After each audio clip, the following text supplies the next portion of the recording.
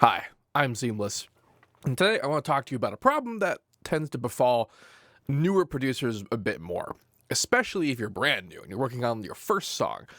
It's the problem where you spend way too much time on it. It's difficult not to. I know I did when I first started out. You just make a song, you're just on it, you're focusing, you're just doing it.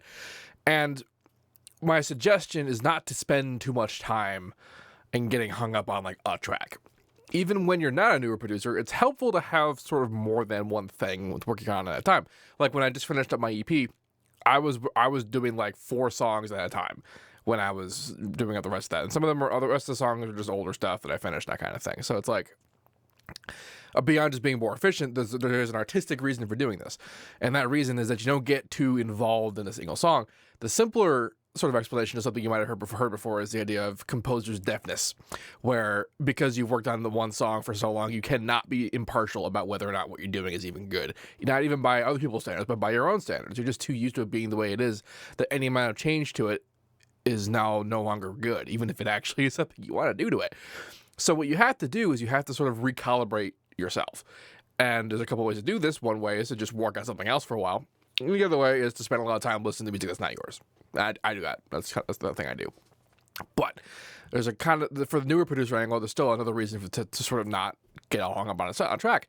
And that's because when you do finally finish it, just oftentimes what ends up is usually some kind of super arduous process, because so much about production and like the mechanics of actually doing things you just don't know when you're beginning, and you kind of accidentally do some stuff and you need to figure out, and it takes just a long time. And the prospect of doing all that again for another song is just mind-blowingly terrible. You're just like, you get ultra discouraged and then you don't want to do stuff, and then you sort of lose your momentum. That happens, despite the fact that pretty like universally, when you make your first 2 songs, your first song takes forever and your second song takes about half as long to make. It's because in doing your first song, you gained a whole bunch of experience in figuring out all the things that I mentioned about like the mechanics of producing. Like you don't have to figure out how to route stuff anymore. Like you don't have to figure out where samples you like are, that kind of thing. Like you figure out how to use your tools. Like whatever. You didn't learn everything, obviously, but you learned enough that if you wanted to do exactly the same thing again, like genre and type wise, that you should be able to do it a lot faster. So like keep that in mind, so that's not as doomy as just being like, I gotta do it again. Like, don't worry about that being an issue. But on the other hand, like I had some students who were new producers who had been working on the same song, and only this one song, and this is the only song they'd ever done, for like 6 months, for just ever. And that was normal. That was people. There was a lot of people with this, and it's not particularly healthy.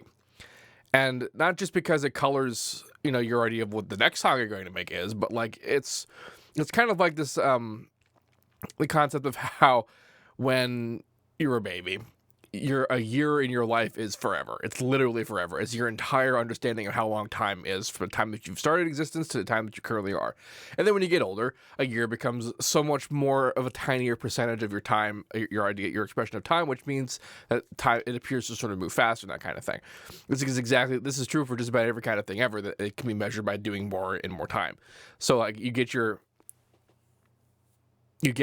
song going, and like in your career of producing, you've done only this one song, and so your entire production career has been this one song, and getting out of the mindset of whatever that song was is super hard.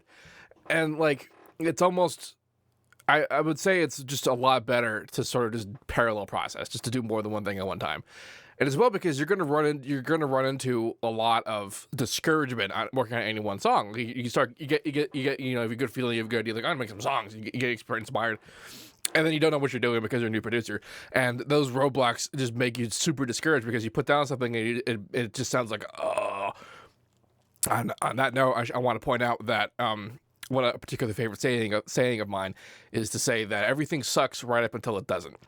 And a lot of newer producers get in their head that when really good producers make some stuff, that whatever they made was always it was always that good when they were making it. Like the sound was immediately perfect and what they wanted, that kind of thing. That's not the case. It's one of the big reasons why producers generally don't show the process of doing stuff, because it's honestly just terrible until it's not terrible.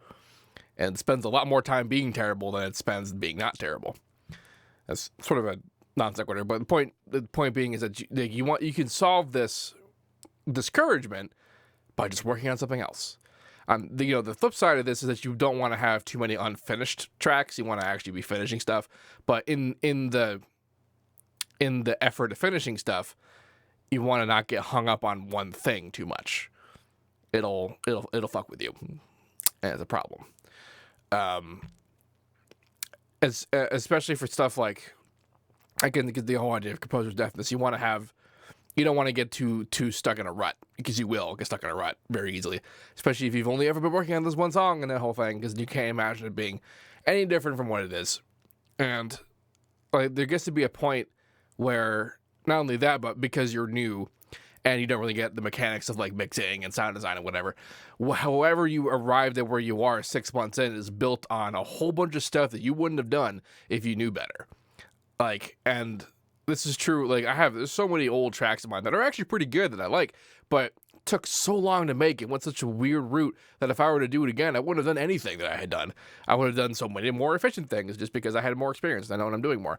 So it's like when you go to, like, a lot of problems, especially things like unorganized routing, like the guy with the 6-month track, his mixer was hilarious, like all interconnected in between and whatever, and like I couldn't look at what he's doing. I'm sure he knew what he was doing because he lived in that mixer for 6 months, but like a lot of the problems are difficult to solve when you have to unravel like willy-nilly connections and strange ideas and that kind of thing. It's difficult to do that. So like it's almost a lot easier to just be like, don't even worry about this track, go do another track, and that kind of thing.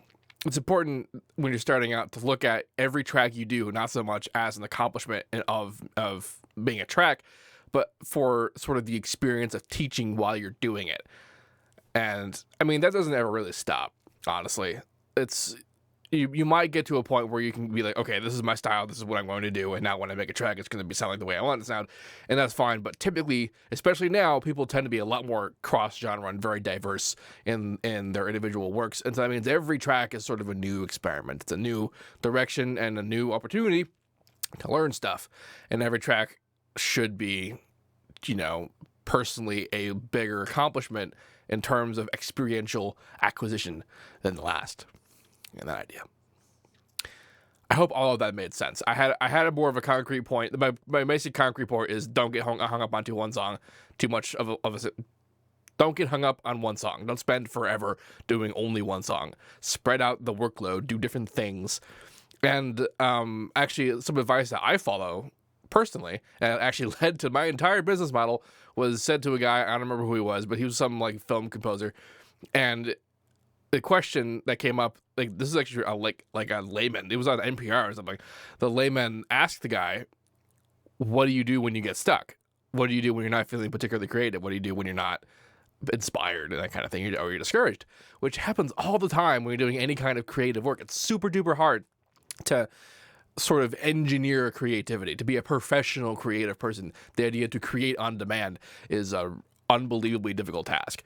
And so, like, if you just can't, because you just think everything you're doing sucks, his solution to that was just to do something else, but to do something else music related, which is precisely what I do. Like, if I'm like trying to make a sample pack, for example, which I do a lot now, it's one of the things I do, and I'm just sort of like, all these sounds suck, I'm just gonna go like, whatever, I'll go work on some song or whatever. Like, the song sucks, it's like, whatever, I'll go make a video or something. And it's like, this video sucks. I mean, my videos are really low bar, so it doesn't happen very often, but it's like, this video sucks. You just have more options of things that you can spit all over your mic, that you can go to, so that you're not, even if you're not doing whatever the one thing is that you couldn't do, you're still using the skills. You're still using the abilities that you've got, so that you can still exercise that whole idea. And then you're able to sort of gain new perspective and, new inspiration or whatever. So when you go back to the thing you were stuck on, you come at it fresh, and some stuff that you couldn't have seen because of the whole composer's deafness that we talked about suddenly becomes very obvious, and you're like, oh, cool, and then you're fine. And that happens, like, that accomplishment from stopping being on your blockage and stopping from working on it, doing other bullshit, coming back to finishing it and then completing it, is a lot shorter of a time span than if you just tried to force it. If you were getting stuck and you're just like, and you just keep going at it until something works. You might eventually, make it work, but it would be a lot harder. It would tax you a lot more. And you would burn out a lot faster if that's all you ever did. It's one of the reasons it's actually kind of really hard for me to keep doing tracks from scratch, because I do that. That happens. And like one of the biggest questions that I get all the time, which is like why it surprised me that on that NPR interview, the guy actually asked it, because it's something that you think a producer would ask. The idea that what do you do when you get stuck on a song? And the answers people are looking for are answers for the idea that if I get stuck on a song, how do I get unstuck? How do I keep working on the song so that I can actually keep doing it? And there's tips and tricks for that whole thing too, which basically is a smaller idea of what I just said. So like if you get stuck on like, sound design, whatever, don't work on sound design, work on arrangement. If you get stuck on arrangement, don't work on arrangement, work on mixing. If you get stuck on mixing, don't work on mixing, work on any other thing you could possibly do in the song.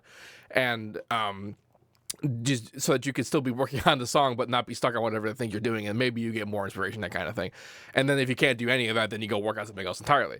Like, that's why it's hard to do the track from scratch forever, because eventually I'm going to get stuck on something, and then my only option is just to try and force it, which I almost just is never a good idea, especially live, which is why producers tend not to do this, which is unfortunate, and I guess also boring to watch me hit a wall for 2 hours, but yeah, I hope that made sense.